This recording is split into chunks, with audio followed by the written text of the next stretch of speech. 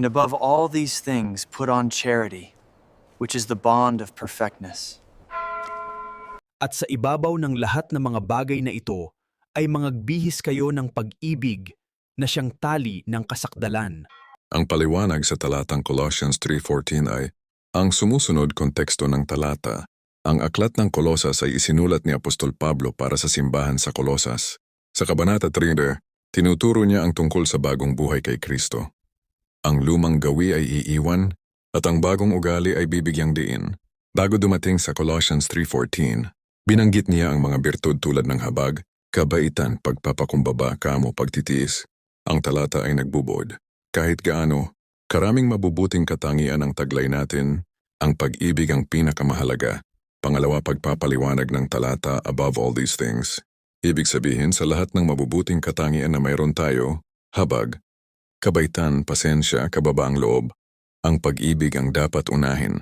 Wala kahit anong katangian ang makakapalit sa pag-ibig bilang pinakapundasyon ng tamang pagkilos. Put on charity. Magsuot kayo ng pag-ibig. Ang salitang put on ay parang pagsusuot ng damit. Ipinapakita nito na ang pag-ibig ay hindi lamang damdamin, kundi aktibong pinipili at isinasabuhay sa araw-araw. Para itong pananamit. Bawat kilos, salita, at pag-iisip ay dapat na may kasamang pag-ibig, which is the bond of perfectness na siyang buhol ng kaganapan. Ang pag-ibig ang nagbubuklod at nagpapakumpleto ng lahat ng mabuting katangian, kahit gaano tayo kabuti. Kung wala ang pag-ibig, parang gusali na walang buhol, madaling masira. Sa espiritual, ang pag-ibig ang nagbubuo ng kabuuan ng moralidad at kabanalan. Pangalawa ka aplikasyon sa buhay. Pagsusuri sa sarili, tanungin ang sarili. Ang ginagawa ko ba ay may pagmamahal? Ang pag-ibig ang susi sa matibay na relasyon, sa pamilya, kaibigan at simbahan. Isabuhay ang pag-ibig araw-araw.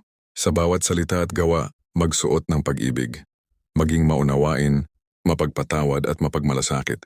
Hindi ito laging madali, pero ito ang nagpapatibay sa ating karakter at pananampalataya. Pag-ibig bilang pundasyon ng kabuuan, kahit maraming birtud ang mayroon tayo. Ang tunay na perfection o kaganapan ay nakikita kapag pinapakita natin ang pag-ibig. Ang mundo at simbahan ay magiging mas buo kapag lahat ay nagsusuot ng pag-ibig bilang universal na prinsipyo. Summary. Pinakamahalaga. Sa lahat ng mabuting katangian ang pag-ibig ang dapat unahin. Pagsasabuhay. Ang pag-ibig ay hindi lang damdamin. Ito ay aktibong isinasagawa araw-araw. Pangga. Ang pag-ibig ang bumubuo at nagpapatibay ng lahat ng ating mabubuting gawa at relasyon. Please support the Bible Verse of God by subscribe, follow, like, and share. May God bless us all. To God be the glory.